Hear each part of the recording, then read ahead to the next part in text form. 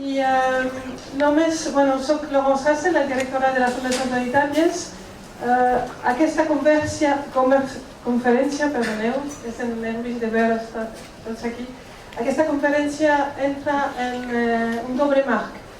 Un és FAC, Zona de Preguntes Freqüents, que és un projecte que fem en col·laboració, en coproducció amb Hangar, Sala d'Art Jove i Densidad.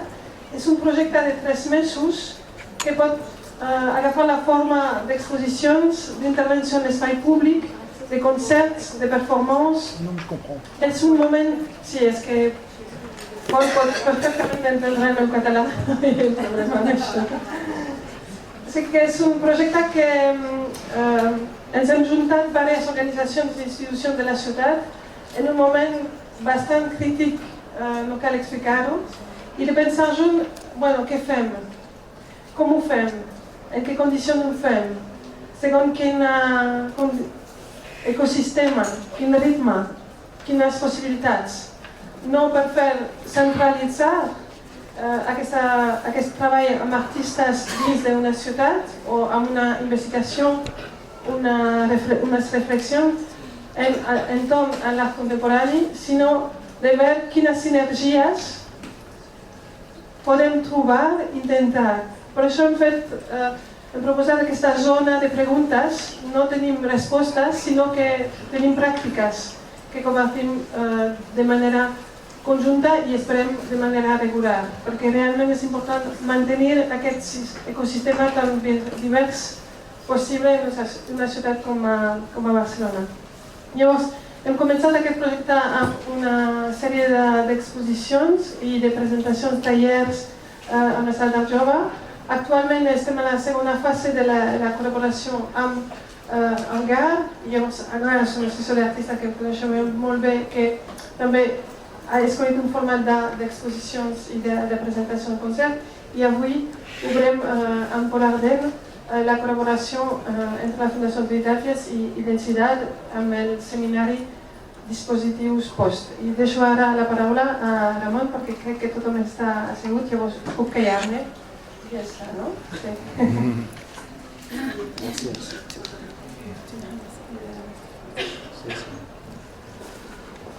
Bueno, gràcies per venir. He començat una francòfona que parla català, jo soc un català que parla de castellà i després hi haurà un francès que parla francès i serà traduït al castellà.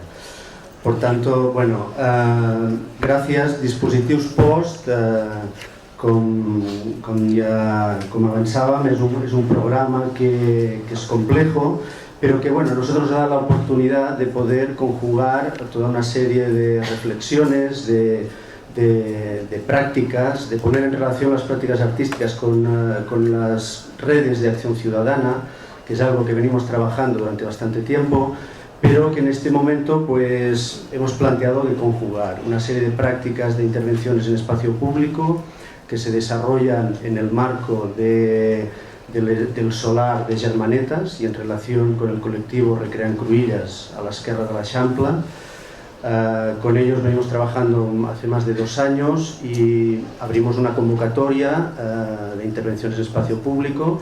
Estas intervenciones se desarrollan alrededor de un solar, que es un solar que en estos momentos gestiona esta red de ciudadanos que se ha reunido para dar nuevos usos a un espacio que en este momento y a raíz de la crisis está paralizado, está sin utilizarse. Bueno, ahora está utilizándose por este colectivo. Consideramos que era interesante poner en relación esta posibilidad de que desde el ámbito de las prácticas artísticas, con gente que trabaja más en el ámbito de la acción social o de la acción directa en el contexto de la ciudad, y por tanto entendemos que también esta es una fase, es una cuestión que es problemática, pero que a la vez da una serie de frutos y que a la vez conecta con algo que entendemos que es lo que ahora nos toca repensar, que es en un momento definido por una crisis fuerte, una crisis básicamente de todos los niveles institucionales y que afecta de una manera importante a la cultura y a todo lo que tiene que ver con lo social, nos plantea la posibilidad de repensar, de recanalizar cómo podemos imaginar este futuro. Esto es complejo, esto no se agota en unas jornadas ni en un seminario, pero sí que es un punto de partida en el cual podemos empezar a debatir, podemos ver unas pequeñas intervenciones o unas microintervenciones en estos espacios públicos y podemos también empezar a afianzar esta relación que de alguna forma conlleva la práctica artística con este otro tipo de acción más directa. Todo esto abre y abrimos con un seminario más estas intervenciones, más un taller. Básicamente la parte fuerte del seminario será la próxima semana, el viernes y sábado, que el sábado se inaugurarán las intervenciones, pero abrimos hoy con Paul Arden. Paul Arden, bueno, la verdad es que nos ha gratificado mucho ver que ha tenido una respuesta del público. Ahora comentábamos, probablemente en nuestro país es conocido porque uno de sus libros se tradujo hace, creo que es el 2006, sobre el arte contextual. Él ha teorizado sobre este tipo de prácticas. Pensamos en el momento que pudimos leerlo aquí que conectaba de una forma muy clara con un tipo de unas formas de hacer que, bueno, que aquí quizá llevamos también un tiempo ya experimentándolas, y hay distintos colectivos que han estado trabajando, y es un poco esta aproximación, este tipo de elementos que pueden caracterizar algo que él no lo ha planteado como un movimiento, pero como sí una serie de características que probablemente se reúnen y que por tanto toda una serie de prácticas o agrupa una serie de prácticas que de alguna forma toman lo real como su espacio de entorno.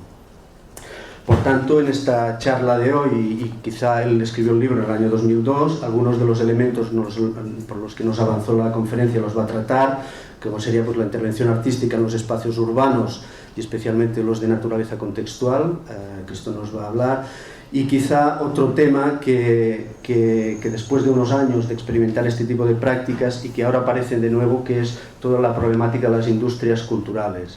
Cómo estas industrias culturales, cómo esto puede correr el peligro de fagocitar este tipo de prácticas artísticas para llevarlas a un territorio donde todo se justifica y donde quizá todo de alguna forma se lleva a un consenso excesivo, ¿no? Esta problematización del tipo de prácticas que toman lo real, que son más que presentan más que representan, como él comentaba, como él ha comentado en este libro y que probablemente lo sigue definiendo, cómo todo esto corre este peligro en un momento en que, bueno, las políticas culturales están afianzándose hacia un tipo de trabajos donde la empresa, donde toda la industria creativa, donde toda una serie de palabras están aflorando y que por tanto problematizan este tipo de trabajos que quizá en un momento dado se han iniciado desde prácticas artísticas desde otra perspectiva mucho más compleja, que luego son llevadas para justificar otras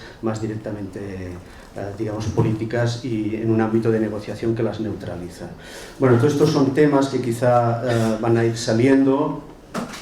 No sé, alguna serie de características como el distanciamiento de este tipo de prácticas de lo que es el mundo del arte, quizá apoderarse de la calle para llevar a la calle el ámbito de la exposición, el artista como un ser de proximidad, todo ello palabras que quizá él ha de alguna forma planteado, o el hecho de experimentar la naturaleza procesual, en fin, todos estos elementos que él nos va a ir introduciendo y que ya vamos a dar paso.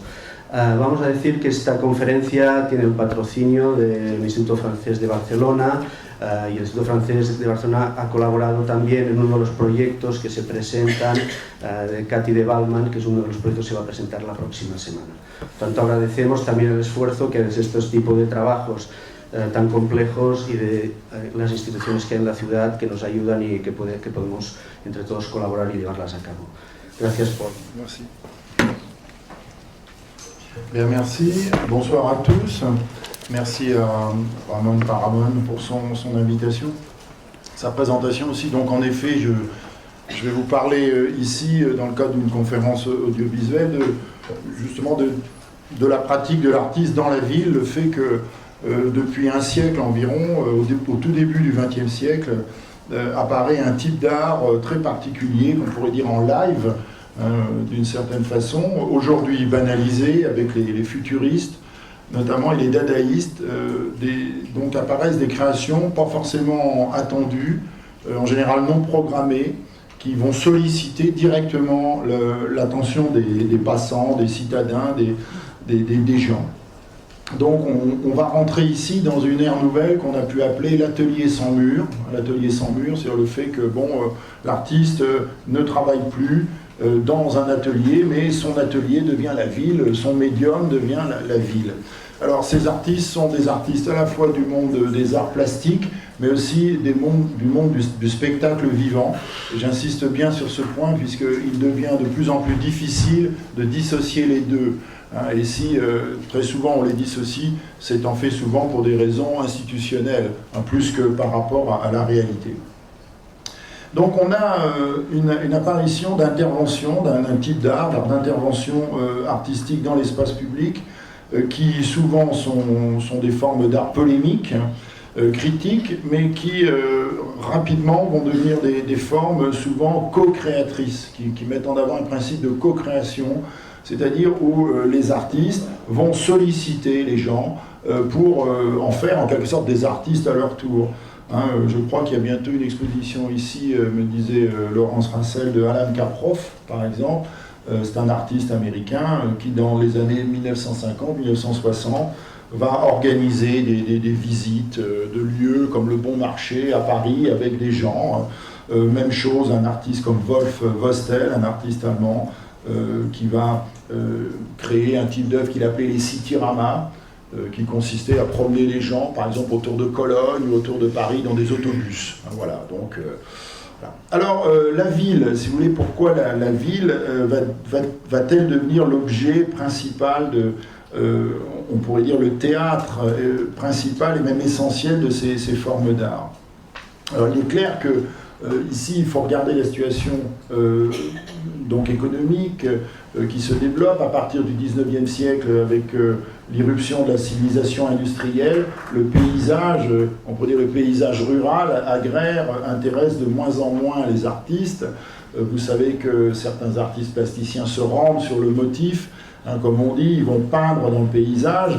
Je pense à l'école de Barbizon, dans une tradition qui remonte à Poussin notamment. Mais on voit qu'au bout d'un moment, c'est la ville qui devient ce qu'on peut appeler le chronotope, comme le dit Michael Bakhtin, le chronotope, c'est-à-dire le lieu qui exprime le mieux ce qu'est le développement à la fois de l'espace et du temps, l'espace-temps d'une époque. Comme on dit à l'époque de Balzac, par exemple, le grand chronotope, c'est par exemple le boudoir, le salon bourgeois, par exemple. Voyez, bon. Donc la ville devient une sorte de chronotope essentiel qui aspire à elle les artistes, plasticiens en tout cas, les gens qui produisent des images, d'abord comme un spectacle, c'est-à-dire elle devient un objet de spectacle. On le voit avec les impressionnistes, vous le savez, on voit ça avec tout le mouvement réaliste, ce mouvement en Allemagne qu'on appelait la Neue Sarlichkeit, la nouvelle objectivité, ou encore des artistes comme Edward Hopper, que vous connaissez bien aux États-Unis, et beaucoup d'autres. Bon. Alors ici, on est dans le schéma de ce qu'on peut appeler un schéma classique de représentation. C'est-à-dire que l'artiste représente la ville. Mais ce qui apparaît assez rapidement, c'est de façon plus expérimentale la recherche d'un échange, d'une rencontre en prise directe avec le public. C'est-à-dire le fait qu'on passe d'une esthétique, comme l'a dit Ramon tout à l'heure, une esthétique de représentation, c'est-à-dire donner une image des choses, à une esthétique de présentation. C'est-à-dire qu'on est présent physiquement donc dans la ville. Alors cet art nouveau, public, entre guillemets, se distingue de ce qu'était l'art public jusqu'à présent. Jusqu'à présent, l'art public, c'est-à-dire celui qui prenait place en ville, résultait toujours de décisions et de commandes qui étaient des commandes officielles. Bien sûr, vous savez que l'espace public est l'espace le plus réglementé qui soit. C'est d'ailleurs celui dans lequel quasiment tout est interdit. Si on y regarde bien, tout en tout cas est administré. Alors, qu'est-ce que c'était que l'art public jusqu'à présent? Pour l'essentiel, c'était des statues au milieu des squares ou le long des avenues.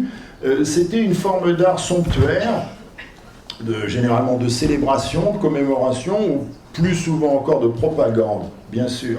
Alors si on interroge ce qu'était le monde cette fois, non plus des artistes qui produisent des formes, mais les artistes du spectacle vivant, le monde du spectacle était cantonné lui-même dans des lieux traditionnels de représentation pérennes ou éphémères et nomades, la salle de spectacle, hein, par exemple le chapiteau du cirque.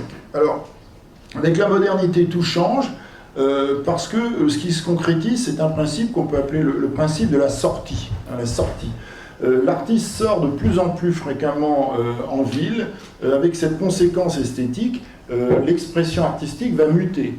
Hein, c'est-à-dire que le fait de sortir va obliger l'artiste à adapter son œuvre, son travail, d'une façon évidemment qui renvoie à la notion d'intervention, la fameuse notion d'intervention artistique, hein, sur le modèle souvent du happening, hein, d'une sorte, on pourrait dire, de politique de l'événement. Bon. Alors, les premières interventions artistiques en milieu urbain, je me permets de faire une petite histoire un peu de ça, parce que ça a commencé il y a longtemps, combine souvent l'univers des arts plastiques et l'univers des arts du spectacle, hein, comme je le disais. Ça s'est très bien vu, notamment au moment des débuts de l'Union soviétique, au début des années 1920. Il y avait énormément d'artistes plasticiens qui travaillaient en ville, ils travaillaient au contact des gens, ils peignaient dehors. Bon, il y avait un échange, vraiment une infusion très très forte. L'art d'intervention qui va se mettre en place se qualifie souvent par son goût de ce qu'on peut appeler l'intrusion, hein, le fait de s'introduire comme ça dans des lieux où il n'est pas attendu, voire même des velléités, on peut dire, de clandestinité, ou même de provocation. Hein, c'est normal. Bon, alors si on prend les années 1960, qui sont très importantes, comme vous le savez, vous avez entendu parler du Bread and Puppet Theater, par exemple, de Peter Schumann, ou le Living Theater de Julian Beck et Judith Malina, hein, qui participent ouvertement dans la rue américaine du mouvement proteste, hein, ce qu'on appelle le mouvement proteste, hein, c'est-à-dire les contestations contre, en particulier, la guerre du Vietnam à cette époque-là. Alors tout ça sous la forme de processions, de déguisements, de masques, un mix de carnaval, celui qui mélange à la fois les arts plastiques, la sculpture sociale, l'univers du cirque, l'univers même des processions de l'âge religieux, hein, comme on en trouve dans toutes les civilisations. Alors, si vous voulez, pour le public, ce qui est intéressant quand il est en face de ces manifestations, c'est qu'il lui est difficile de ne pas réagir. Hein, si vous voulez, c'est très difficile de détourner son regard. Et de ce point de vue-là, on voit se mettre en place un principe d'échange, hein, qui soit reposer sur un acquiescement, le public acquiesce à ce qu'il voit, il est d'accord, soit même une solidarité.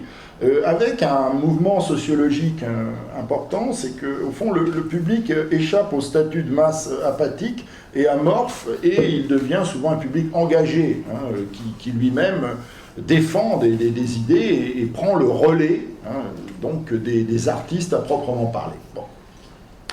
Alors, l'artiste qui intervient en milieu urbain, j'entends en dehors de la permission institutionnelle, hein, il faut bien séparer les deux choses, va s'emparer du lieu public.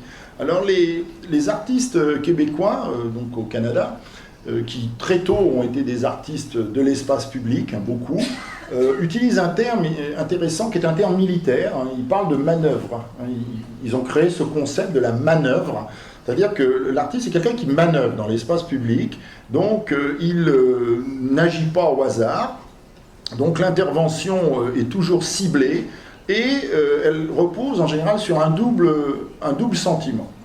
D'une part, le sentiment que la création est à l'étroit dans l'atelier ou dans la salle de spectacle, qui sont des lieux de moins en moins représentatifs d'une création moderne qui veut se saisir, hein, du monde réel, qui veut occuper l'espace dans son entier sans restriction. Hein, l'artiste veut agir partout, en fait, où il a envie d'agir. Bon, c'est comme ça.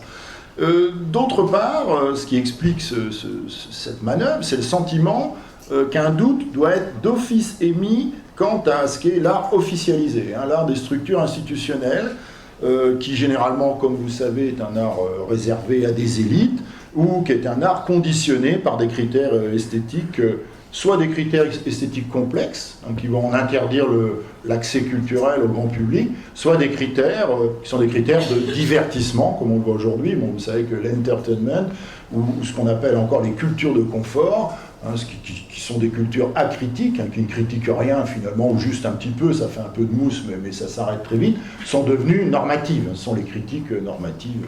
C'est le lieu commun, si vous voulez, de la culture contemporaine.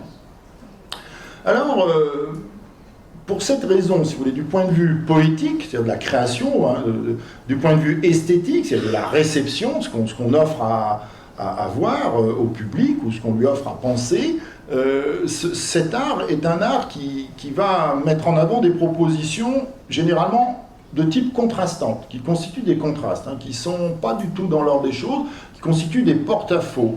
Et la première donnée très intéressante, on le verra avec les images tout à l'heure, c'est le principe d'élémentaire. C'est-à-dire que l'art public, disons non institutionnel, doit en passer par un vocabulaire spécifique, qui est un vocabulaire lisible. Hein, d'où, par exemple, des formules comme les processions, tout le monde peut en général comprendre ça, les carnavals, hein, les bannières, les installations éphémères, également la parole, l'importance très très grande de l'invocation, hein, parfois même de l'insulte, hein, qui crée un contact très très fort. Alors ça nous amène à une notion qui est la notion de contexte, qui a été évoquée tout à l'heure par Ramon, qui est évidemment fondamentale. Il faut rappeler ici simplement que le mot contexte vient du latin cum textere, qui veut dire tisser avec. Hein, tisser avec, c'est-à-dire que l'œuvre ici doit forcément tisser en fonction de ce qu'il y a autour d'elle.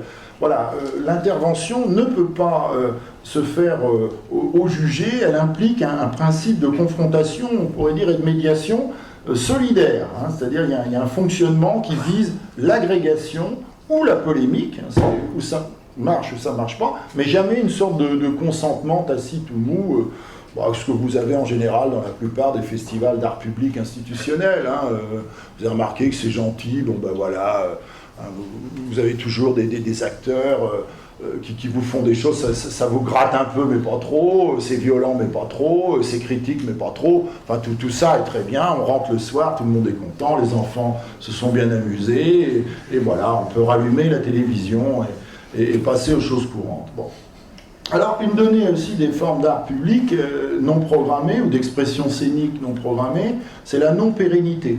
Ça, c'est une donnée importante, c'est l'idée que l'artiste doit accepter de disparaître rapidement, enfin lui ou en tout cas son travail.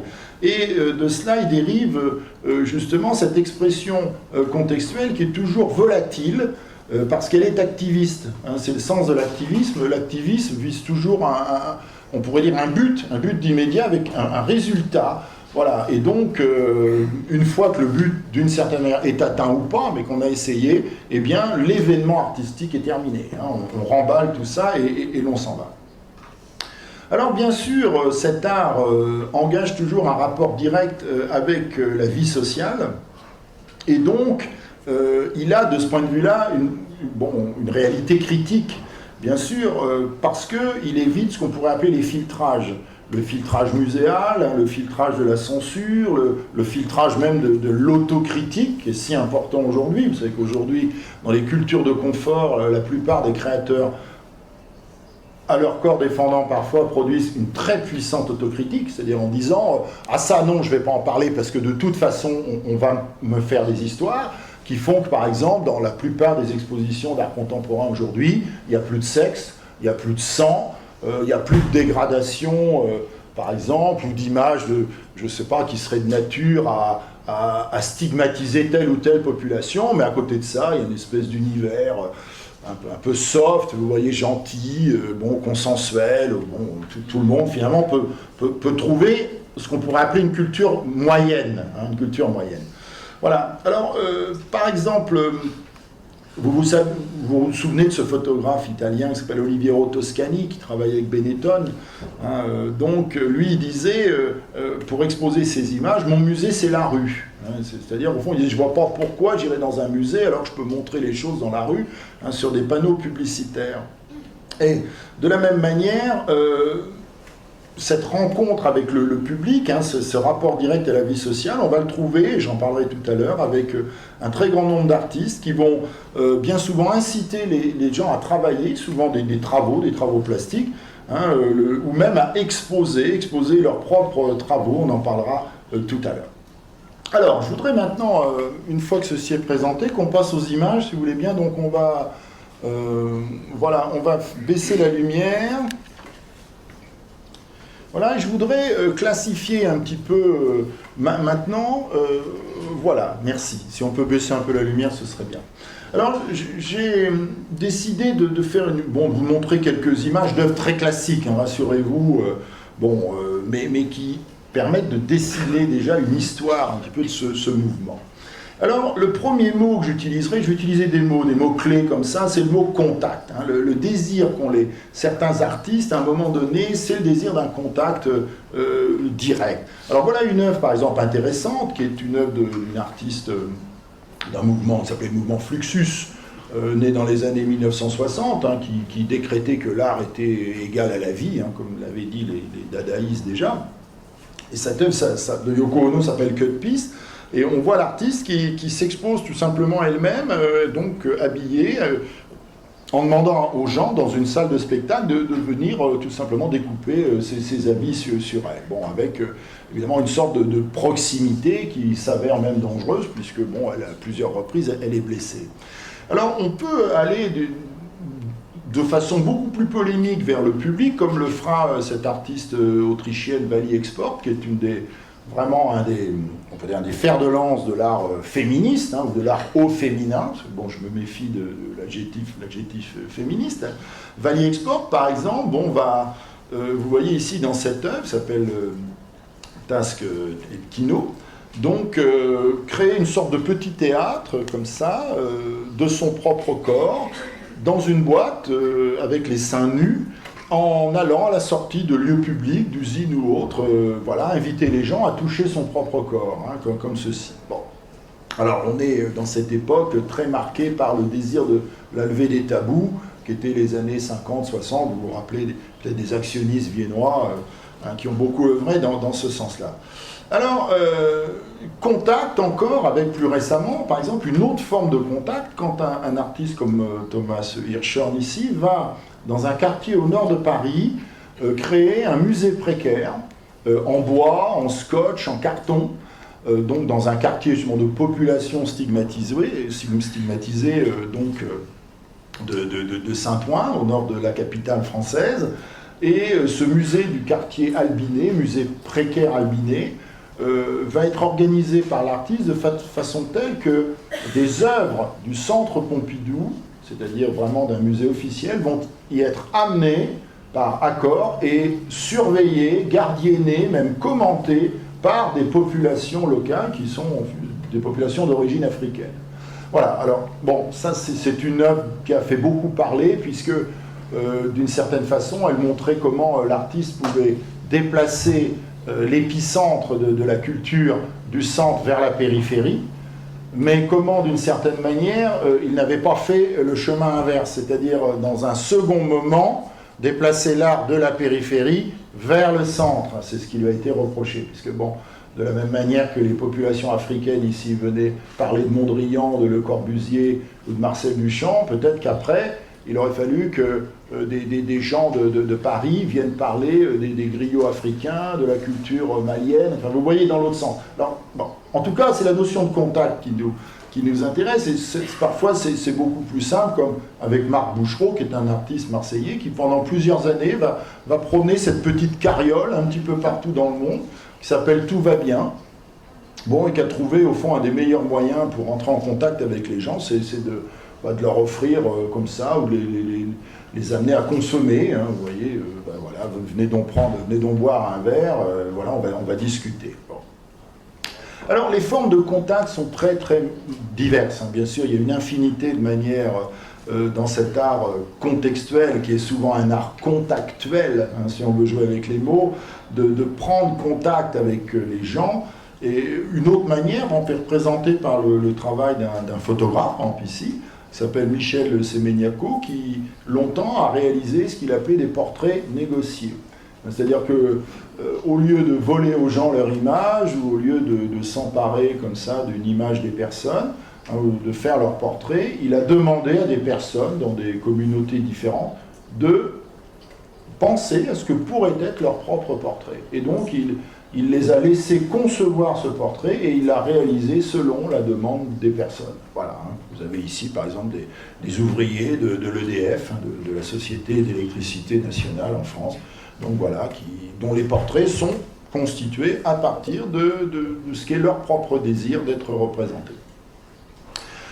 Alors le contact, oui, et puis une donnée intéressante. C'est une donnée festive, je crois qu'il faut absolument mettre en avant. On l'a un petit peu perdu de vue, cette donnée, parce qu'aujourd'hui la fête est essentiellement programmée.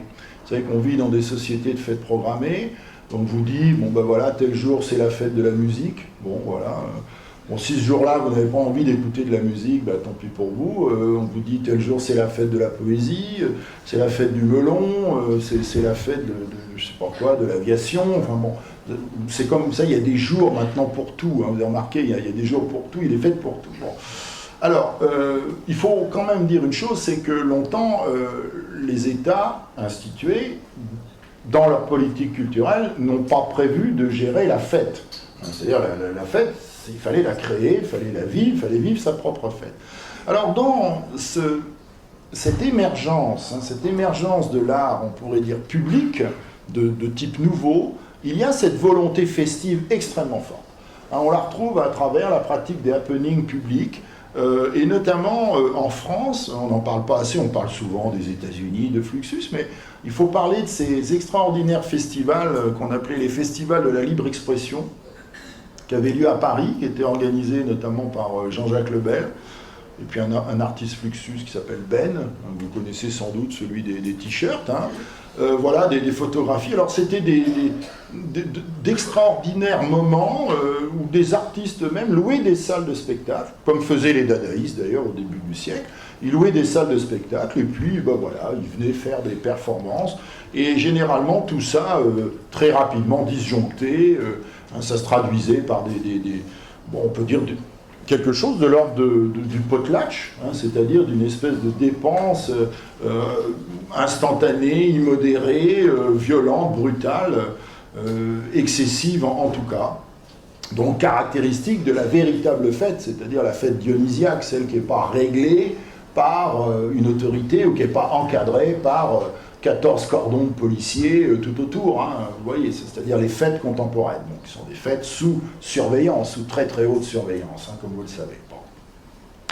Alors voilà par exemple des happenings dans le cadre de ce grand festival de Bordeaux qui s'appelle le festival Sigma, un happening de Jean-Jacques Lebel par exemple, bon, quelque chose d'assez intéressant, où, voilà, il coiffe tous les gens de cagoules comme ça, les cagoules en papier, bon, et il leur fait faire parcourir toute une partie de la ville comme ça, donc quelque chose. Alors, qui renvoie à une donnée importante dans l'art d'intervention, hein, c'est vraiment la donnée qu'on peut appeler de l'irruption insolite. L'irruption insolite, c'est-à-dire que c'est ça, être en porte-à-faux, comme je disais tout à l'heure. Être en porte-à-faux, c'est brusquement faire apparaître quelque chose qui n'est totalement pas attendu, qui est totalement absurde même d'une certaine manière. Mais le réel contient l'absurdité, hein, d'une certaine façon, elle est là. Voilà une autre œuvre très, très connue, le groupe de recherche en art visuel, le GRAVE, à Paris en 1966, va organiser toute une série d'événements qui sont des jeux, bon, des jeux avec des formes, vous voyez comme ça, s'amuser à escalader des socles comme ça, ou jouer avec des flashs électroniques, bon, créer des formes, vous voyez, créer des gestes, susciter des mouvements qui sont des mouvements hors normes. Alors la fête, vous savez qu'elle s'est institutionnalisée, hein, bien sûr, je ne vais pas vous l'apprendre. Nous, en France, nous sommes le pays qui, avec le travail d'un ministre de la Culture comme Jacques Lang, a institutionnalisé la fête plus que beaucoup d'autres pays, avec un véritable problème qui est celui de la programmation. Hein, c'est-à-dire qu'on peut programmer la fête, mais on peut plus difficilement programmer la jouissance. Hein, c'est comme ça. Bon. J'ai peur de ce micro, je sais pas ce qui se passe, parfois il explose. J'ai l'impression que chaque fois que je dis une bêtise, il y a quelqu'un qui appuie, vous voyez. C'est peut-être la NSA américaine qui écoute, qui enregistre, vous voyez, et qui dit attention, encore une critique, vous voyez ici. Bon. Alors, ce qui est très intéressant, c'est comment, dans la période récente, avec l'irruption des mouvements sociaux, des réseaux sociaux comme Facebook, enfin MSN, puis Facebook notamment, et beaucoup d'autres, hein, on voit comment finalement la fête va être décrétée d'une façon absolument aléatoire, non plus tant par des artistes qui seraient des connecteurs, c'est des gens qui partent d'un désir de créer quelque chose, un événement, et de le partager, mais par les populations elles-mêmes. Alors c'est une donnée intéressante qui voit éclore ces phénomènes qu'on appelle les flash mobs, hein, qui existent depuis une dizaine d'années aujourd'hui, enfin un petit peu moins, parce que bon, Facebook c'est 2006, hein, donc un peu moins de 10 ans. Il s'agit en fait de ces rassemblements où les gens se donnent rendez-vous à tel endroit donné. Bon, ben, par exemple, voilà, des jeunes filles qui disent... voilà, à tel moment, à tel endroit, on va tous arriver avec le même type de lingerie et on va se déshabiller dans l'espace public. Hein, ou par exemple, la fameuse journée, la journée en slip et en chaussettes, hein, qui a lieu au mois de novembre. Vous l'avez peut-être faite ici en Catalogne. Bon, dans le monde entier, tout d'un coup, il y a des gens arrivés dans le métro, dans la rue, ils se promènent en short, comme ça. Enfin bon, voilà. Bon. Alors, le flash mob... assez rapidement a quand même pris des proportions, on pourrait dire, très médiatiques, très consensuelles, comme on le voit ici. Bon, hein, ça c'est beau, c'est une belle image, on s'aime tous, on est tous dans l'amour. Hein, c'est sûr que la société contemporaine est une société de l'amour, définitivement. Hein, je crois que vous en êtes bien d'accord. Hein. Bon, voilà. Alors, c'est là peut-être où il y a un problème, c'est-à-dire que je ne dis pas que les artistes sont des gens qui voient mieux le monde que les autres, qui sont plus clairvoyants, je ne dirais pas ça. Je ne dirais pas qu'on a forcément besoin des créateurs pour mettre en phase et en circuit le monde symbolique. Mais j'ai l'impression que quand on s'en tient, disons, à une culture du lieu commun, on n'obtient que le lieu commun de la culture. Hein, et ça, c'est très précisément le lieu commun de la culture. Mais c'est beau, ça fait plaisir, ça fait chaud au cœur, hein, d'une certaine façon. Alors, il y a des artistes qui vont mettre en avant aussi ce principe derrière la fête de ce qu'on peut appeler la joie collective. C'est une chose dont on parle assez peu, mais bon, il y a un désir de joie quand même qui est à la mesure de notre frustration de la joie, puisque à force d'encaisser des crises, notamment en Europe occidentale depuis 40 ans maintenant, bon, parfois il faut susciter la joie. Alors voilà par exemple un exemple peut-être de flash mob bien avant, la mode en 1996, avec des moyens qui étaient plus rudimentaires, pas de réseaux sociaux, mais des médias conventionnels, les journaux, la radio, la télévision locale, et un artiste qui s'appelle Joël Hubaut, artiste français, va créer ce phénomène qu'il a appelé la place rouge à Deauville. Il a recréé la place rouge à Deauville, mais avec ici une demande qui était faite aux gens, à travers les médias, de venir à tel moment, donc à tel endroit de Deauville, en rouge, avec sa voiture rouge, avec ses amis pompiers, avec ses amis bouchers, avec ses amis du Parti communiste, hein, bref, rouge, tout rouge, voilà, donc une sorte de happening rouge, le temps de prendre une photographie. Bon. Alors la joie collective, vous avez un artiste suisse qui s'entend bien à la mettre en œuvre. Alors ici nous sommes à la campagne, mais il fait aussi en ville, des vernissages à travers une expérience intéressante qui s'appelle le musée du point de vue. Donc cet artiste est Jean-Daniel Berclaz. Le musée du point de vue, c'est tout simplement le fait pour cet artiste d'inviter les gens à venir vernir un point de vue. Vous voyez, voilà, donc, alors il organise tout ça, il a fait 150 vernissages du point de vue en ville, dans la campagne, un peu partout. Alors tout ça, je crois, amène, vous voyez, la fête, la joie collective, le contact, ça nous amène à quelque chose qu'on sent infusé quand même. C'est le désir d'un rassemblement, d'une fusion sociale, hein, ou en tout cas d'un rapprochement social.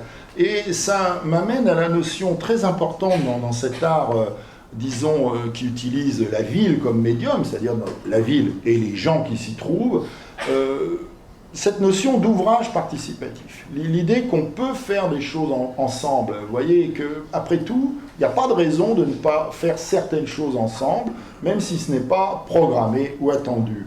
Alors, un artiste pionnier dans la matière est un artiste anglais d'origine philippine, qui s'appelle David Medalla, qui va, à la fin des années 1960, créer des environnements, on peut appeler ça comme ça, en art on appelle ça comme ça, ou des installations, plutôt un environnement, avec un drap, des bobines de fil suspendues, et puis des aiguilles. Et ces œuvres s'appellent Stitch in Time, c'est-à-dire couture là, maintenant. Hein. Et alors, de quoi s'agit-il? Vous rentrez dans une pièce, puis vous voyez ça, et, vous pouvez coudre des choses, vous pouvez évidemment, vous pouvez d'abord ne rien faire. Hein. Vous pouvez dire c'est n'importe quoi et passer votre chemin. Puis vous pouvez coudre. Mais ce qu'on remarque, et c'est l'habileté, je dirais, de cette mise en connexion, de cette mise en réseau, c'est que le travail participatif ici, c'est tout simplement l'occasion d'une discussion. Les gens discutent entre eux, bien évidemment. Et c'est ça qui est important, c'est pas le fait de coudre, c'est le fait de discuter. Le Joël Hubaut, par exemple, qu'on a vu tout à l'heure, fait la même chose avec ce qu'il a appelé les clomes troc.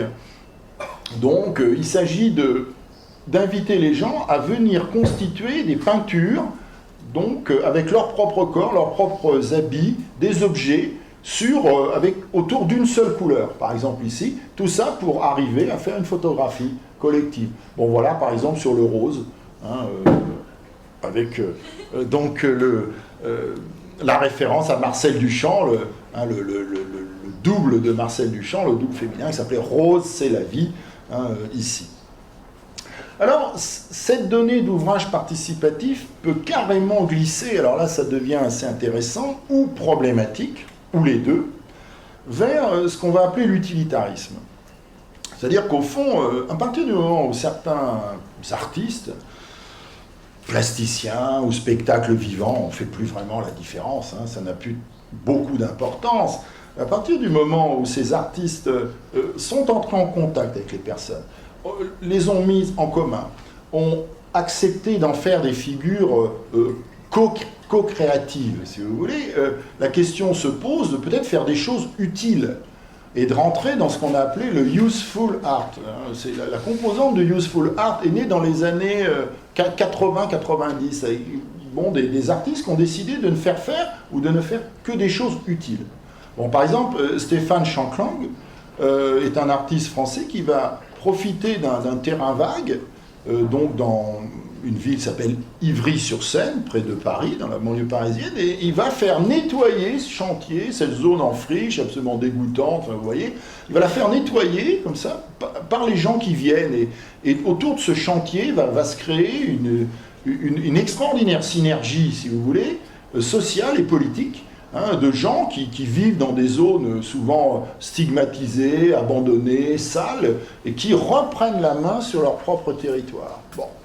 Alors, cette notion d'utilitarisme, on la voit très très poussée dans les années 90 et aujourd'hui encore, et je vais vous en donner juste quelques exemples, il y en a énormément, hein, mais quelques exemples. Par exemple, un collectif danois qui s'appelle les N55, vont notamment mettre en place un grand nombre de structures pour les sans-abri de Copenhague, ou des structures d'habitat, comme c'est le cas ici, d'habitat flottant. Donc ils créent des unités très peu coûteuses, en bois, très simples, avec souvent du matériel de récupération. Voilà. Ou bien ils vont carrément ici, vous voyez, aménager une plage, voilà, c'est-à-dire nettoyer un coin, mettre un ponton, donc justement créer une plage là où il n'y en a pas. Bon, on est dans un quartier ici de Copenhague. Bon. Alors voilà, par exemple, à ce concept qu'on retrouve chez les N55, Urban Free Habitat, c'est-à-dire habitat libre urbain, hein, où finalement l'artiste ici décide de s'emparer de l'espace public, c'est-à-dire un espace qui n'appartient pas à des propriétaires, et en disant, ben voilà, j'installe quelque chose ici. Bon. Voilà, donc on a cette notion de useful art. Alors, le useful art a donné lieu à des réalisations très célèbres. Une des plus célèbres, la voici. Elle est le fait d'un artiste polonais, enfin new-yorkais d'origine polonaise, qui s'appelle Krzysztof Wodiczko. Cette œuvre s'appelle Homeless Vehicle. C'est un véhicule pour sans-abri que cet artiste a créé en 1987-88 à New York, au moment où la crise est très sévère, où il y a 80 000 sans-abri à New York, et il l'a créé avec le soutien et l'aide des conseillers du conseil municipal new-yorkais et en interrogeant les sans-abri eux-mêmes, c'est-à-dire en leur posant la question quel est finalement l'habitat que vous voudriez avoir. Et la réponse ça a été on aimerait avoir un habitat mobile, nomade d'abord, premier point, dans lequel on puisse porter le peu de choses qu'on a, les transporter, et aussi dans lequel on puisse vivre et habiter en sécurité.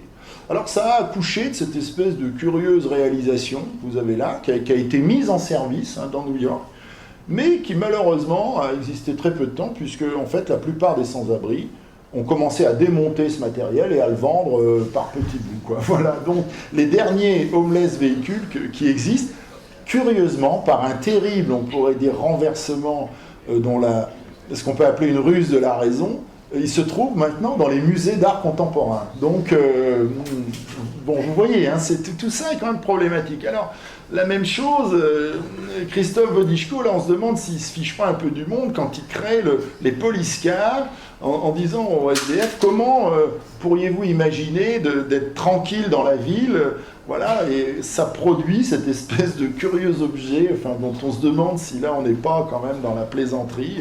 Je ne sais pas trop qu'en penser. Je ne sais pas, peut-être que vous rêveriez, vous promenez sur les Ramblas dans ce genre d'engin, parce qu'en plus il y a un haut-parleur, il y a un micro, vous pouvez communiquer, il y a un gyrophare qui tourne, vous voyez, c'est... Voilà, bonjour, j'arrive, voilà, bon, poussez-vous, j'arrive, bien. Alors, parfois, cette solidarité, cette notion de solidarité, vous voyez, qu'on retrouve ici après l'utilitarisme, est moins, on pourrait dire, tendue, elle est moins en tension. Et c'est le cas, par exemple, de bien des artistes qui, dans l'espace public, vont travailler à compenser les manques. Bon, vous savez qu'aujourd'hui, par exemple, dans les villes contemporaines, on ne peut plus s'asseoir. Dans les gares, on ne peut plus s'asseoir. Pourquoi ? Parce que si vous mettez un banc, pas de problème, vous avez un SDF qui vient, il s'allonge ici. Et vous avez une communauté de jeunes gens, généralement qui boivent beaucoup, qui parlent fort, qui ont des crêtes, qui ont des chiens, voilà, et qui viennent s'installer là. Donc résultat, pas de banc, rien, tout le monde sera debout ou ne sera pas. C'est la logique urbaine aujourd'hui. Bon. Alors, ce collectif californien, par exemple le Rebar Group, va créer comme ça d'autorité. Ce qui est très intéressant, c'est qu'ils le font d'une manière mobile, vous voyez, ils sont très très habiles. Ils créent des sortes de plateformes mobiles qui peuvent venir installer comme ça très rapidement, et hop, sur les places de parking, ils vous installent comme ça tout un dispositif. Voilà, vous pouvez vous asseoir, il y a de l'herbe, ils déroulent du gazon synthétique, et voilà, ça vous crée...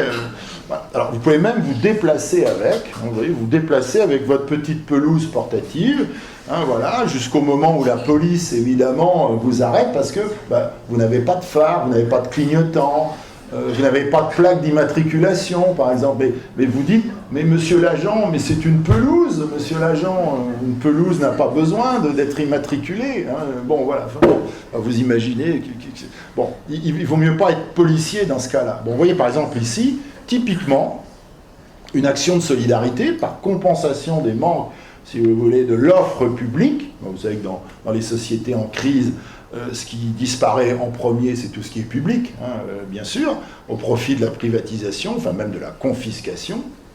Donc ici, voilà, on crée un petit espace vert, là où il n'y en a pas.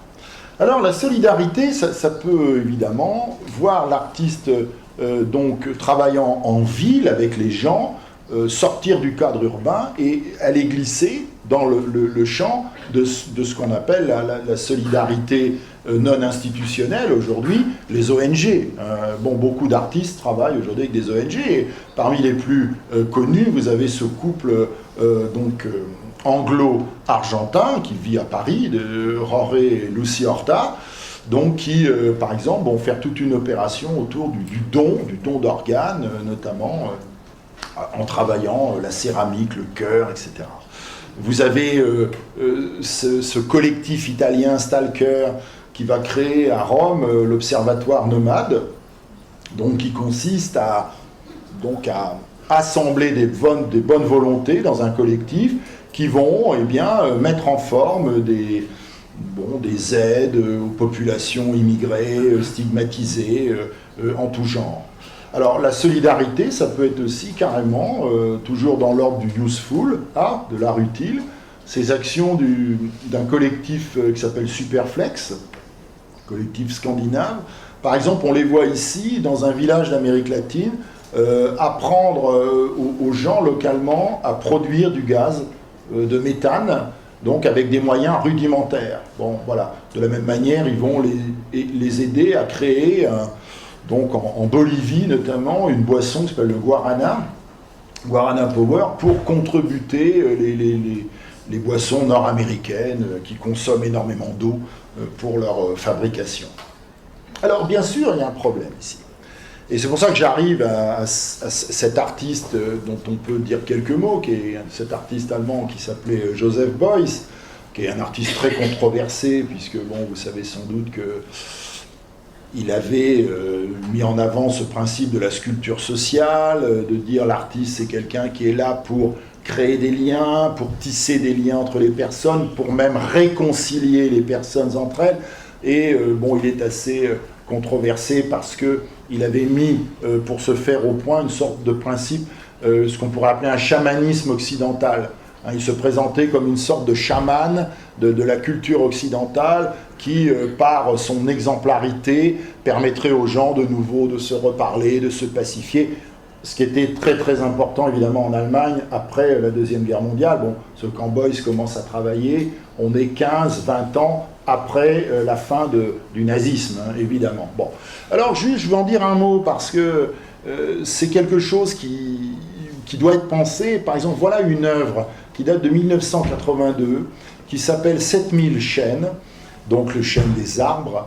Et il s'agit pour Joseph Beuys de lancer on pourrait dire une très grande opération de plantation écologique à l'occasion d'un grand festival de création contemporaine qui a lieu tous les 5 ans à Kassel, en Allemagne, donc en plantant 7000 chênes. Et cette œuvre est très connue parce qu'elle est pour beaucoup le point de départ d'une forme d'art aujourd'hui très importante qui est appelée à essaimer, à se développer, qui est l'art écologique, ou l'art écosophique. Ça sera l'objet d'une autre conférence dans quelques années peut-être.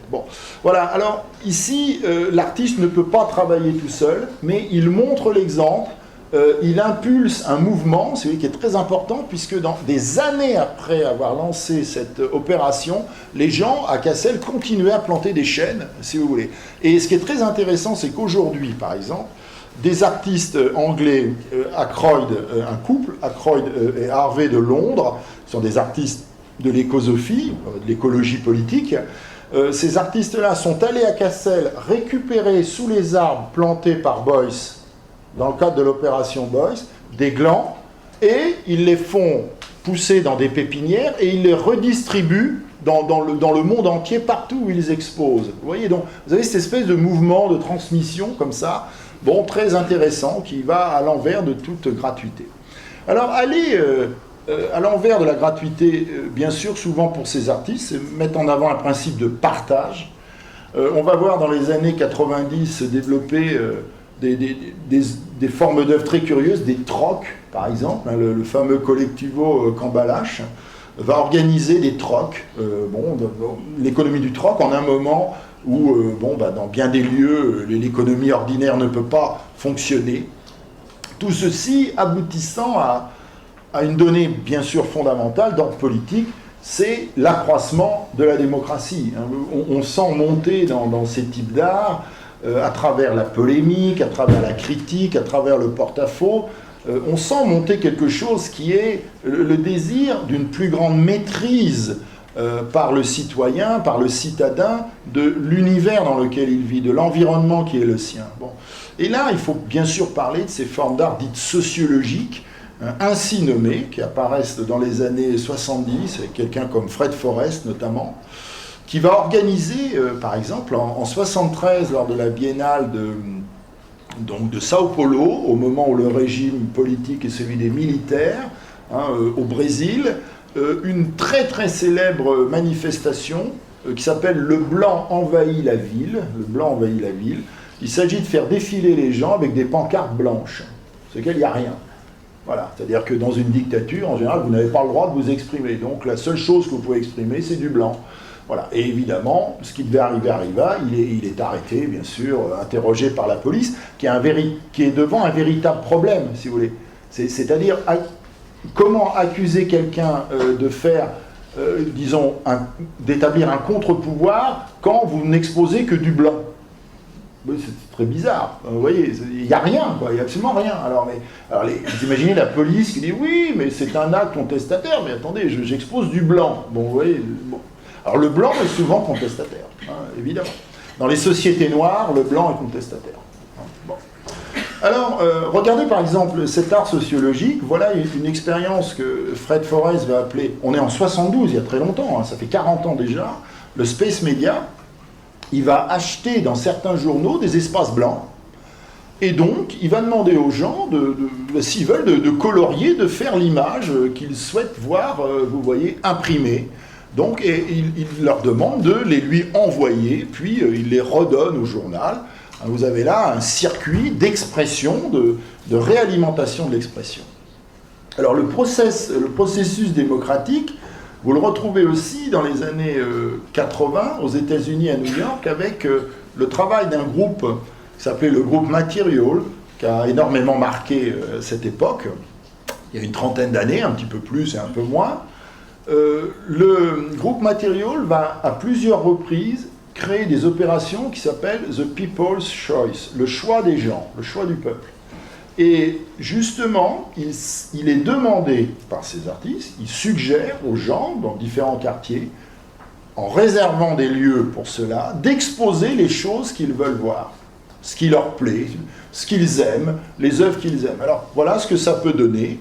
Hein, ça donne, voilà, les gens qui exposent des photos de gens de leur famille, ou de poupées, et tout ceci est très intéressant d'un point de vue démocratique parce que ça élargit considérablement le champ esthétique, si vous voulez. C'est-à-dire que ça tend à montrer que, et on le sait, tout art établi est un art imposé d'une certaine manière par des normes, on pourrait dire par la critique d'art, par des choix qui sont faits et qui ne sont pas forcément des choix démocratiques.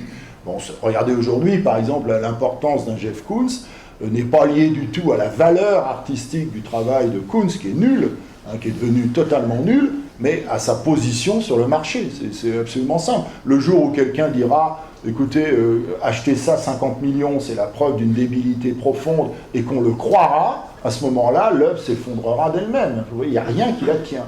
Non, Koons était important dans les années 80. Il l'était. Et bon, je ne peux pas expliquer ça, c'est complexe, mais il l'était incontestablement. Je ne vais pas parler en expert, mais aujourd'hui, il peut faire absolument n'importe quoi, de toute façon, ça se vendra. C'est comme ça. Voilà, donc vous voyez ces expositions comme ça qui tendent à semer un peu le trouble, hein, en mettant en avant une question qui est extraordinairement problématique, c'est qu'est-ce que l'art à l'âge de la démocratie? C'est-à-dire, qu'est-ce que c'est qu'un art démocratique?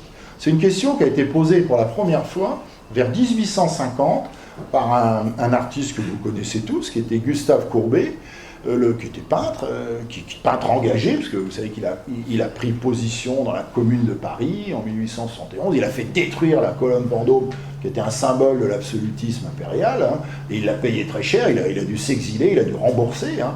C'était quelqu'un de très engagé politiquement, et Courbet est le premier qui a mis en avant le principe de la nécessité d'un art réaliste, c'est-à-dire qui parle du monde dans lequel on vit.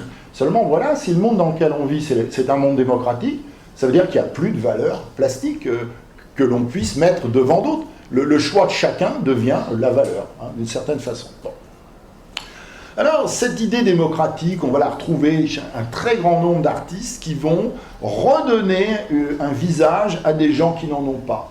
Par exemple, Robert Milin, ici, va dans un quartier périphérique d'une ville qui est Rennes, en Bretagne, le quartier de Clenay. Et tous ces gens, c'est un quartier de gens, je ne sais pas comme vous, enfin, peut-être pas comme vous, mais comme moi, ils sont des gens assez quelconques. Eh bien, il va simplement les photos, leur demander de poser, comme ils veulent poser, et il va agrandir, il va faire d'immenses panneaux comme ça, avec les jambes clonées. Alors voilà, je vous présente Odette, par exemple. Bon, voilà, Odette devient une star extraordinaire, elle est là, elle est contente. Hein, bon. Alors c'est la même chose avec, on parlait de Stalker tout à l'heure, l'Observatoire nomade.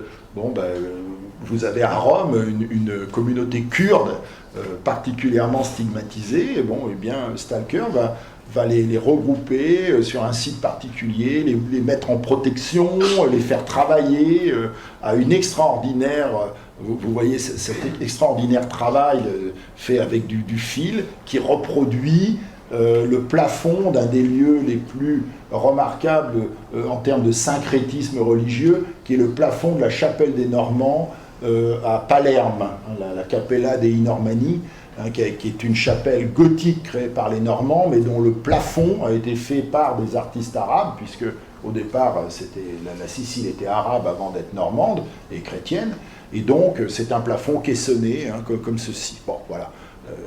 Alors, démocratie, ça peut aller très loin. Les Horta, dont on parlait tout à l'heure, en 2007, créent un Antarctic Village, un village antarctique, fait donc avec des tentes que vous avez là, dont l'habillage résulte de l'assemblage de tous les drapeaux des 193 États que compte la planète, les États institués, enfin aujourd'hui 193 plus 1, le futur État palestinien, 194, avec l'idée que si l'artiste ne peut pas créer la supranationalité, en tout cas, il peut suggérer que nous vivons dans un monde où il y a encore trop de frontières, où finalement la circulation, le droit de circulation qui est sans cesse proclamé, vous savez que c'est un droit que vous trouvez dans la Déclaration universelle des droits de l'homme de 1948, hein, et ce droit, vous savez très bien qu'il fait qu'aujourd'hui, seules les marchandises circulent librement, ou à peu près, les hommes sûrement pas, hein, on en sait quelque chose. Bon, alors ils vont, à partir de là, de cette opération, créer un passeport universel, donc qui évidemment n'est pas un vrai passeport, mais si vous adhérez à ce passeport, vous êtes inscrit comme citoyen de cette, on pourrait dire, de cette immense république universelle, et la détention du passeport vous oblige à souscrire à un code moral, un code éthique, ici, bon, qui suppose que, par exemple, vous respecterez votre prochain, vous ne gaspillerez pas les ressources naturelles, vous ne porterez pas de fourrure animale, par exemple, enfin, un certain nombre de, on pourrait dire, d'engagements éthiques, hein, qui sont aujourd'hui, je crois, très d'actualité. État d'urgence, ici, la démocratie, un camp de réfugiés au centre-ville, hein, c'est une expérience menée par un groupe dont le nom est très intéressant, c'est un collectif canadien. Le nom lui-même nous invite à penser « action terroriste socialement acceptable ». Vous voyez, cette notion de « action terroriste socialement acceptable », c'est très intéressant, parce que vous savez très bien que si vous produisez un art vraiment de la subversion, c'est-à-dire non pas qui accepte les valeurs, mais qui les renverse, très vite, vous ne pouvez plus travailler. Vous passez dans le champ d'une opposition irrecevable politiquement. Et vous êtes ennuyé. Donc, beaucoup d'artistes vont mettre en avant un principe qui a été développé dans les années 80 par un penseur de Brooklyn qui s'appelle Akimbe. Bon, c'était un pseudonyme, mais Akimbe a créé un concept qu'il appelait la zone d'autonomie temporaire. Je pense que vous connaissez ce concept. Il s'agit en fait pour lui de dire dans la société, les sociétés où nous vivons, qui sont très autoritaires, malgré les apparences, ne sont plus des sociétés disciplinaires, mais ce sont des sociétés de contrôle. Vous savez à quel point. Il est impossible de se révolter. On peut se révolter, mais on est perdu. Donc, quelle est la réponse qu'on peut donner? C'est de créer à un endroit précis une zone d'autonomie temporaire, le temps que ça va durer. Comme par exemple faisaient les technoïdes. Les gens, les rêveurs, les gens qui veulent tout d'un coup danser librement, faire de la musique, faire du bruit. Ils se mettent là, et puis bon, au bout de 3 heures, il y a les flics qui viennent, la police vient, et on dit bon, vous rangez vos affaires. Qu'est-ce qu'ils font? Ils s'en vont.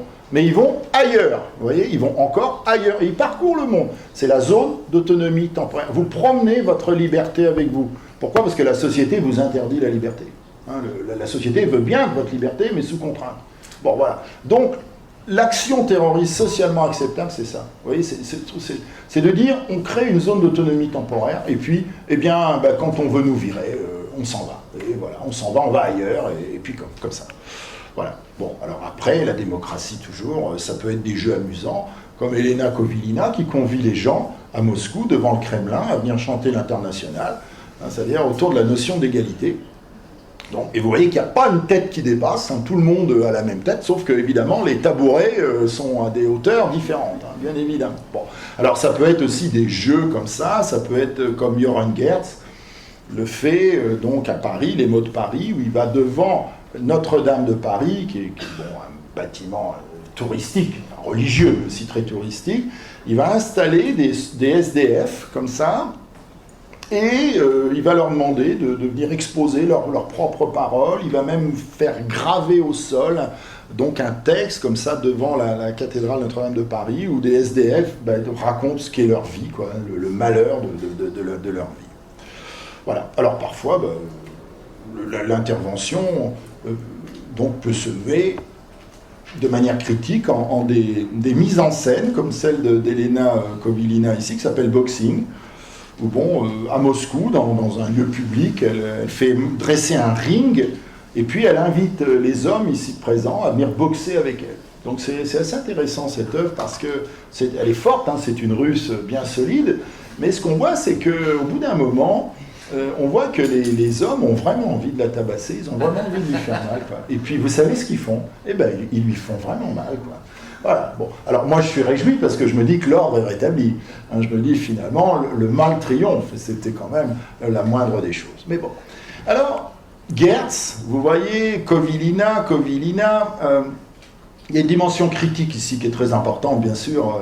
Et cette dimension critique dans l'art urbain, non conventionnel, elle est parfois exprimée d'une façon très violente. Bon, cet artiste que vous connaissez bien ici dans le monde hispanique s'appelle Santiago Sierra, hein, qui est le spécialiste des œuvres d'une puissance de provocation formidable. Enfin, je crois que c'est l'artiste sans doute le plus provoquant, et il l'est vraiment, et il l'est sans concession. Vous le savez, par exemple, ici va donc à Zurich, en Suisse, aller rémunérer, comme il le fait, il fait toujours de l'esthétique rémunérée, il paie des gens pour faire des œuvres d'art avec lui. Donc il les paye, hein, vous voyez, c'est comme ça, c'est un contrat. Et là, il va prendre des immigrés clandestins en Suisse, et il va leur faire dérouler une banderole sur laquelle il y a marqué « Les résidents suisses dehors ». Voilà, hein, c'est-à-dire carrément, quoi, foutez le camp, bon, c'est-à-dire l'inverse de... Bon, vous imaginez les problèmes que ça peut poser. Bon. Alors, la critique aussi, le champ critique est évidemment très développé à travers une politique qui est souvent une politique de contrepoint des systèmes d'autorité.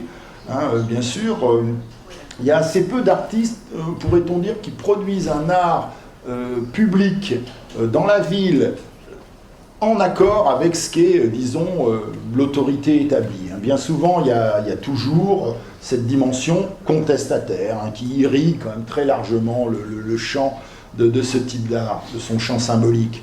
Par exemple ici, bon, Stalker, dont on a déjà parlé, oui, bon, ok, c'est pas grave. Stalker, on en a déjà parlé, organise des marches sur des lieux qui sont des lieux symboliques.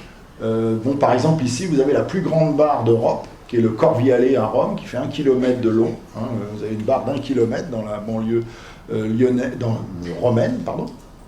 Et donc voilà une marche qui est organisée, qui consiste à emmener les gens qui le souhaitent visiter différents lieux qui sont des lieux de l'aliénation sociale, par exemple ici. Hein, c'est-à-dire qu'ils sont vraiment des témoins d'un certain type de société qui a été développée. Bon, là, vous voyez, c'est la fin du modernisme, hein, c'est la mise en boîte des populations, hein, d'une certaine façon, donc un travail de réflexion sur site, voilà, très, très, très critique. Alors cette critique aussi, on peut la trouver, bon, Fred Forrest, dont on a parlé tout à l'heure, va essayer de la mener sur Second Life, hein, puisqu'il faut savoir qu'aujourd'hui, une grande partie de l'art qui s'exprimait dans la ville de manière participative, co-créative, s'est reporté, déporté vers les réseaux sociaux, hein, bon, Second Life, Facebook, etc.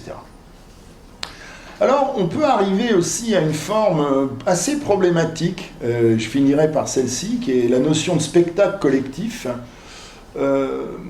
ici, on a un travail d'un artiste français qui est devenu très célèbre très rapidement, qui s'appelle JR, qui est au départ un photographe. Hein, il va faire un fameux projet qui s'appelle 28 mm.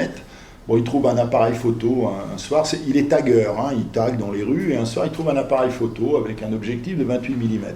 Et donc il va l'utiliser pour photographier des gens de la banlieue, des taggeurs, hein, des street artistes, et il va simplement développer leur visage, les photos de leur visage, les portraits, et les coller. Il va les coller comme ça. Bon. Il va leur donner une sorte de célébrité. Et puis, il va développer le système d'une manière exponentielle, comme par exemple ici, vous avez une favela brésilienne, à Providencia, vous êtes à Rio de Janeiro, sur les hauteurs de Rio, où si vous regardez bien, eh bien, il va photographier les gens, il va agrandir leur visage avec ce système qui est le sien, qui est le système du papier peint.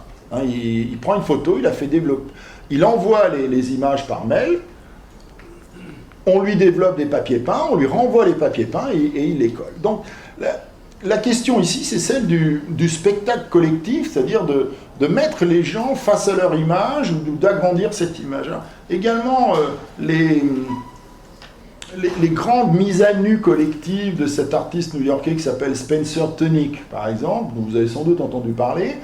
Bon, Spencer Tunick, dans un très grand nombre de villes, va demander, comme ça, à un moment donné, aux gens qui le souhaitent, de se présenter et de se déshabiller pour faire une photographie de gens nus. Alors, quelle est la valeur de ce type de proposition ?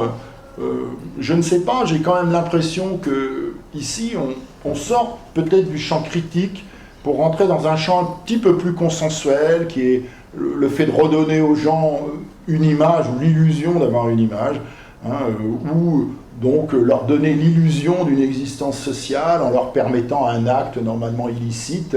Hein, vous savez que normalement il est interdit de se promener tout nu en ville. Hein. Bon, enfin, vous pouvez le faire, mais vous aurez peut-être des soucis.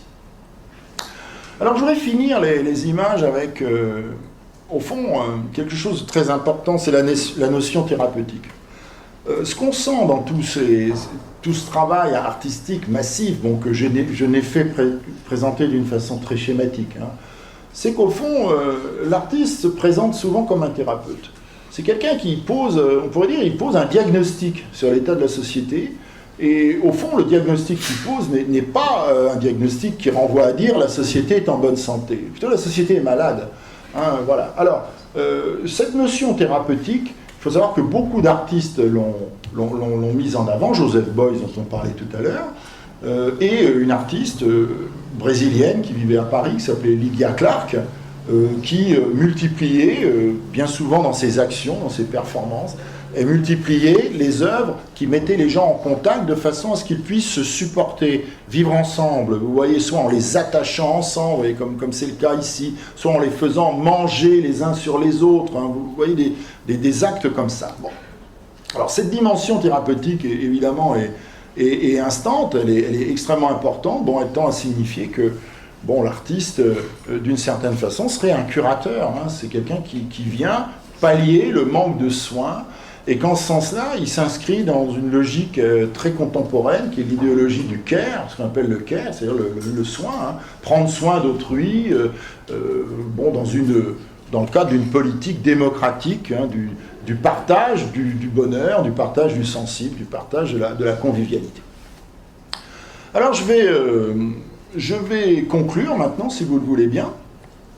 Voilà, toc, voilà, je vous enlève les images d'autorité. Ah, ben du coup, je perds mon texte. Voilà, tant pis pour moi. Non, le revoilà. Bien, alors, conclusion, en quelques mots. On voit quand même on perçoit que quand on pense l'art public à vocation participative, je pense qu'on rentre dans une logique qui n'est pas autre que politique.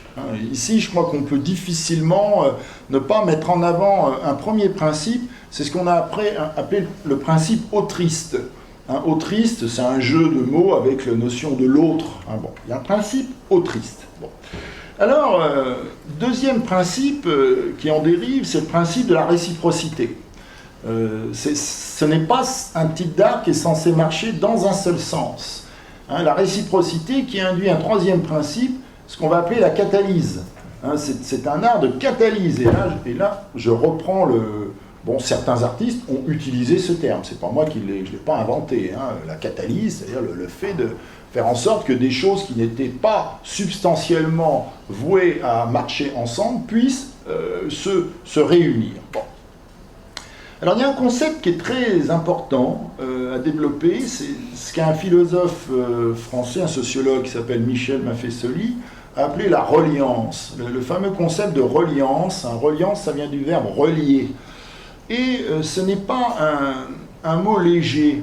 Ce n'est pas un mot léger parce que ça veut dire qu'au fond, quelque chose se passe dans la société contemporaine qui est l'inverse de la reliance. C'est-à-dire que loin que les gens, dans cette société très individualiste qu'est la nôtre, finalement puissent vivre ensemble, c'est l'inverse qui se produit. C'est-à-dire que le monde dans lequel nous vivons est un monde de moins en moins relié, hein, où les individus deviennent des isolats, même on pourrait dire des dividus, hein, si on joue avec les mots. Je ne sais pas si la traduction peut dire ça, hein, mais bon, ce n'est plus l'individu, c'est le dividu. On est des divisés, non plus des gens qui ne sont pas divisés. Bon.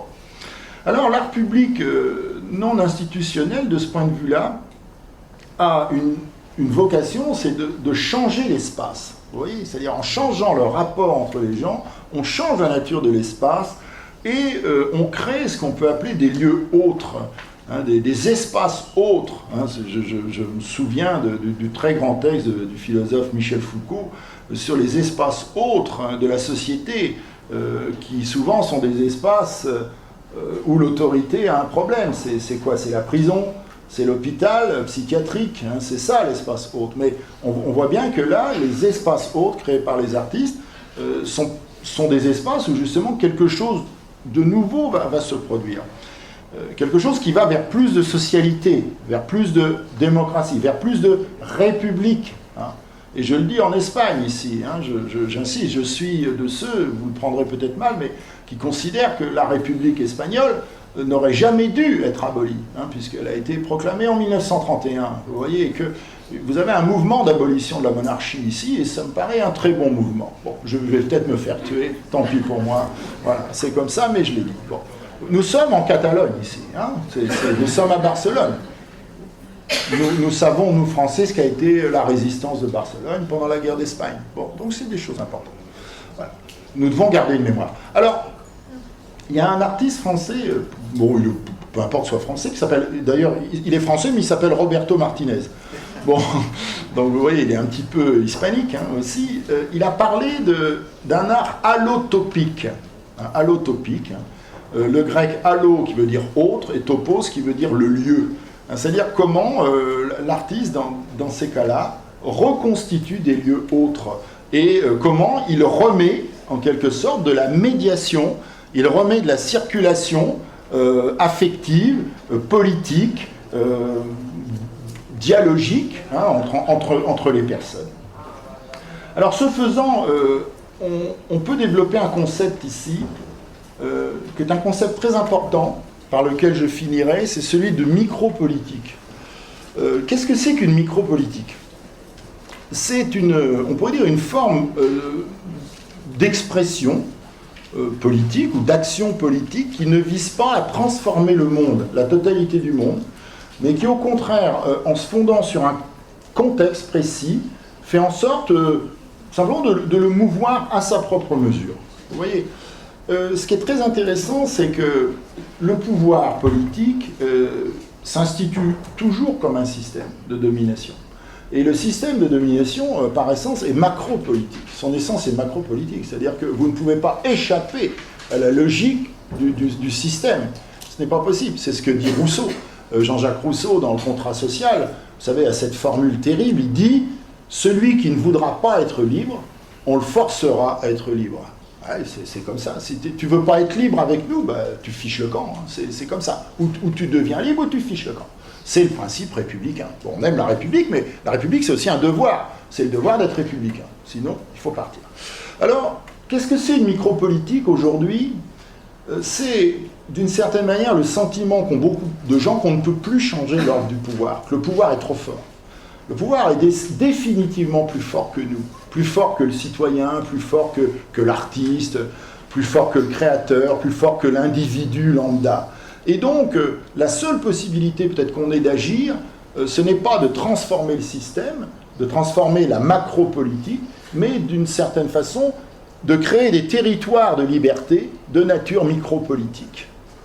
Voilà. Voilà en quelque sorte ce que serait la logique ultime de ces formes d'art participatives en espace public et en particulier dans l'univers urbain qui regroupe aujourd'hui, vous le savez, dans le monde occidental et ailleurs, plus de la moitié des personnes, voire jusqu'à plus de 75% des individus.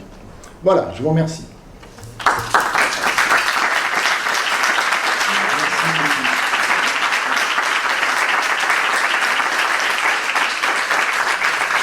Merci à tous. Merci. Bien, alors je crois que Ramon peut-être peut venir. Je crois qu'un débat éventuellement est envisagé.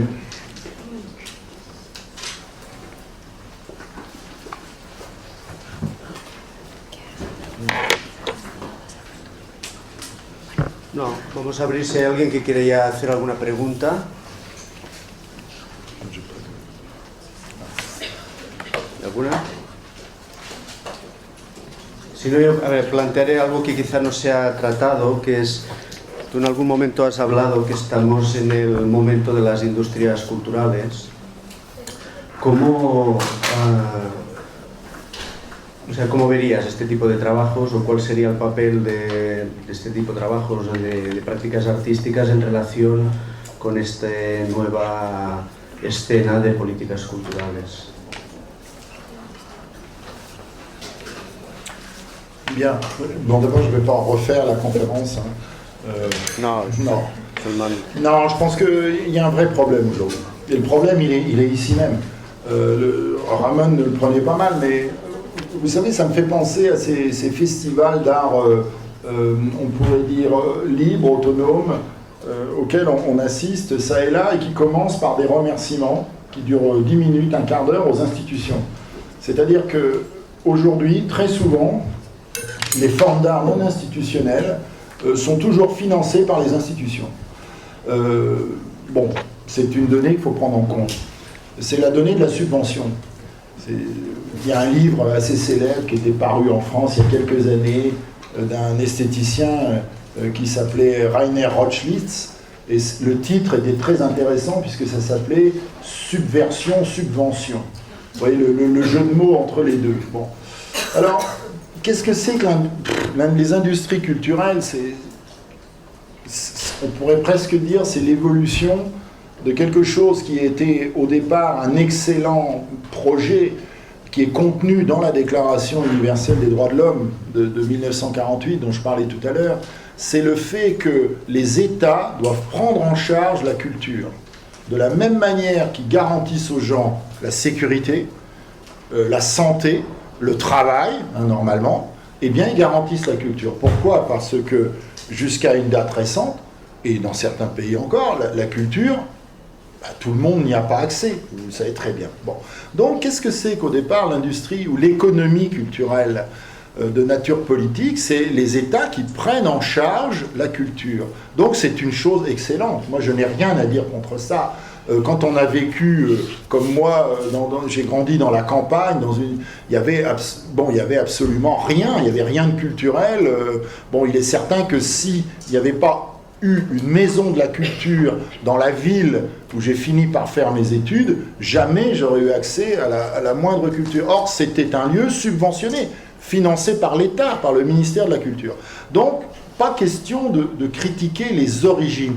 Le problème, c'est quand, bien évidemment, au bout d'un moment, il se produit une chose logique. Dans une société où, finalement, l'impératif, la demande de divertissement augmente, la demande de confort culturel augmente, ce qui est lié toujours à l'accroissement du niveau de vie. En général, plus le niveau de vie augmente, plus on a besoin de culture, on aime la culture, on a du temps pour ça, dans une économie des loisirs, et plus les États sont sollicités pour financer la culture. Et évidemment, le problème des financements culturels, c'est que souvent, ils se font rarement sans contrepartie. Je crois que vous le comprendrez. Il est certain que si une ville finance un festival de théâtre, si sur cette scène financée, vous avez des acteurs qui sans cesse viennent dire « je hais les gens qui dirigent cette ville, je hais les gens qui dirigent cette ville », bon, au bout d'un moment, on va couper les subventions, vous comprenez? Donc c'est une logique normale.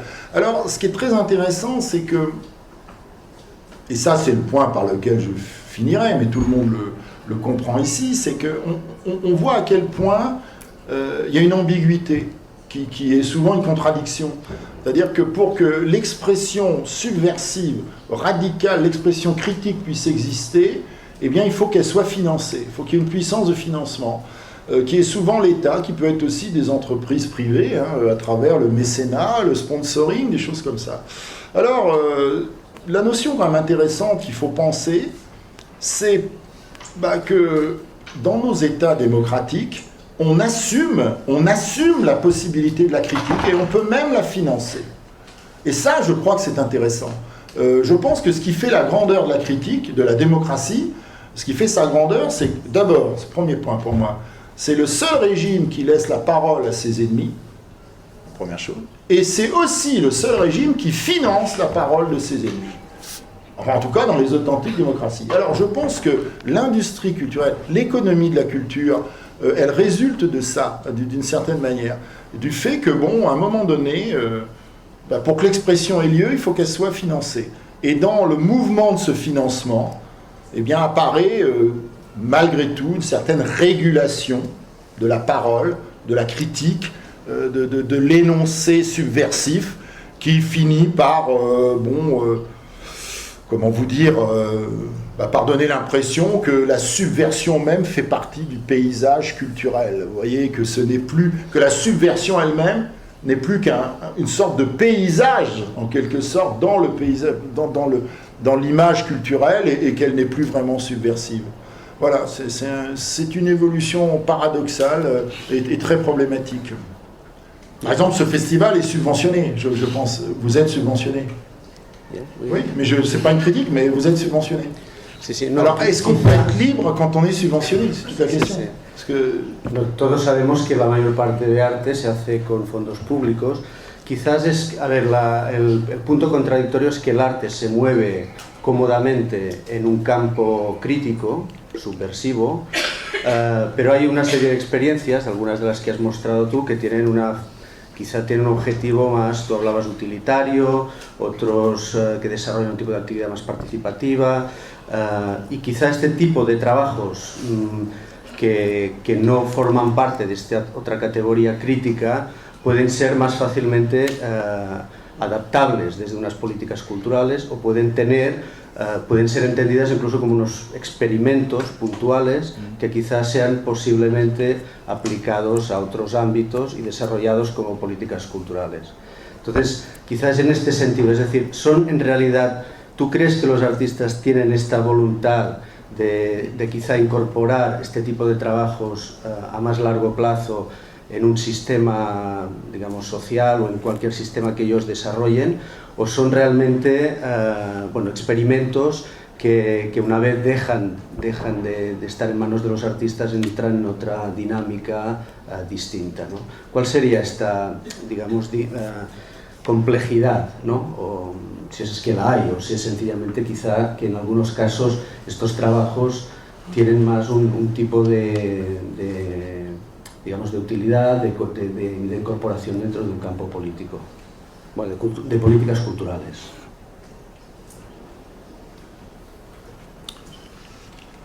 C'est difficile de répondre parce que, comme toujours, il y a de tout. Aujourd'hui, il y a un très grand nombre d'artistes plasticiens, d'art du spectacle, bon. Et j'ai envie de répondre, il y a de tout. Il y a de tout. Il y a des artistes qui sont des expérimentateurs, qui ne recherchent pas forcément, on pourrait dire, à adapter ou à faire en sorte que ce qu'ils font ait une postérité et une suite. Et puis, il y a des artistes qui s'inscrivent dans un mouvement, on pourrait dire, plus citoyen, donc plus porté à l'utilité, dont je parlais tout à l'heure. Donc moi je ne crois pas qu'on... Bon, je peux pas répondre à votre question, sinon en disant on vit dans un univers créatif hyperbolique aujourd'hui. Vous avez remarqué qu'il n'y a jamais eu autant de créations, de créateurs, de romans, de pièces de théâtre, de films. Bon, on a l'impression que tout le monde veut être artiste aujourd'hui. Tout le monde veut être créateur, tout le monde veut être artiste. Et ce qu'il y a derrière cette idée-là, c'est bien sûr une formidable frustration, qui est la frustration de l'accomplissement. C'est-à-dire, je pense que c'est de ça qu'il faut partir, plutôt que dire l'artiste, peut-il faire ça, veut-il faire ça. Moi, je dirais, à partir du moment où quelqu'un veut créer, c'est que le monde ne lui convient pas. C'est comme ça. Le créateur est celui qui veut ajouter quelque chose au monde. Bon. Alors, la question, c'est de savoir pourquoi est-ce que le monde ne lui convient pas. Et de fait, qu'est-ce qu'il va y ajouter ? Et là, il y a une infinité de réponses. Il y a autant de réponses qu'il y a de créateurs, si vous voulez. Bon. Et c'est en ce sens-là que vous avez des gens dont les réponses vont être des réponses naïves, d'autres dont les réponses vont être des réponses très sophistiquées. Vous allez avoir des réponses totalement solipsistes, c'est-à-dire totalement individualistes, fermées sur elles-mêmes. Vous allez avoir des réponses sociales, vous allez avoir des réponses utilitaires, selon la représentation du monde que se fait chacun.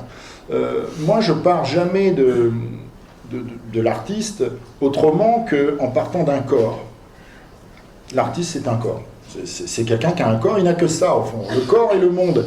Et tout est affaire de rapport au monde, donc de représentation du monde. Et en ce sens-là, d'une certaine manière, l'éventail est immensément ouvert. L'éventail, bon, je sais pas, si vous prenez le roman, ça va du roman de gare à l'eau de rose jusqu'à James Joyce, enfin, vous voyez l'écriture expérimentale de tel quel, enfin bon, on a absolument tout ça. Bon, alors, l'économie culturelle, ou en tout cas l'économie de la culture, ne peut de toute façon, ne prendre en compte, ne donner une représentation qu'à une toute petite partie de la création contemporaine. De toute façon. Moi, j'emploie toujours une comparaison qui va donner une réponse. C'est une comparaison que je prends dans l'univers du vocabulaire politique, de la science politique. C'est ce qu'un politologue qui s'appelait André Siegfried appelait le pays légal et le pays réel. Le pays légal, le pays réel. De quoi parlait-il ? Il parlait des élections. Vous voyez, les élections, c'est quoi ? Il dit, voilà, il y a des gens, par exemple, dans un lieu, il y a une sorte de pays réel, par exemple, un milieu ouvrier.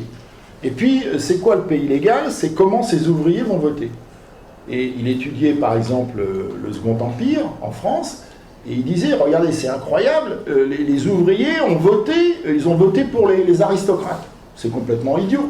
Bon, vous voyez, ça veut dire quoi ? Ça veut dire que le pays légal ne recoupe pas toujours le pays réel. Hein, ça se décalque pas forcément. J'en reviens à la notion d'art, de création. Eh bien, c'est la même chose. Vous avez une masse réelle de création, énorme, considérable. Personne ne peut voir tout ce qui se fait. Il faudrait passer ses jours, ses nuits dans les théâtres, à lire des livres, etc., à voir des expositions. C'est impossible, on ne peut pas. Et puis, vous avez l'art légal. C'est quoi l'art légal ? C'est celui qu'on voit. Celui auquel, justement, les institutions donnent une existence, ou les institutions, ou les associations aussi. Bon, voilà. Et donc, de ce point de vue-là, quelle que soit la nature d'une économie culturelle, de toute manière, elle est toujours segmentaire. C'est-à-dire, sur l'immensité de ce qu'est la culture, le champ des représentations générales, elle représente une infime partie. Voilà. Donc, ça veut dire quoi ? Ça veut dire que vous ne devez jamais faire confiance à ce que l'on vous dit être la culture. Voilà la réponse. Parce que, au fond, ce qu'on vous dit être la culture, c'est ça, sur un ensemble qui est par exemple grand comme ça, et même au-delà. Et ma réponse, c'est de dire, l'économie culturelle, ou l'industrie culturelle, ce qui est mis en avant, ce n'est jamais qu'une infime partie de ce qui existe. Et donc, qu'est-ce que ça signifie ? Cela signifie que loin d'obéir, quand on est artiste, à ce que l'on voit en croyant que c'est la culture, la véritable culture, on a tout intérêt plutôt à désobéir et aller un peu voir ailleurs ou à créer son propre champ culturel. Voilà. Voilà ce que je pense. Donc je n'ai pas vraiment répondu à votre question, mais sinon en disant que je ne crois pas du tout à ce concept de, on pourrait dire, d'économie culturelle, sinon à dire, bon, c'est juste l'économie officielle de la culture, mais l'économie officielle de la culture, ce n'est sûrement pas toute la culture. Voilà. Pas de questions? Pas de questions. ¿Alguna pregunta? Bon, merci. Merci beaucoup. Merci.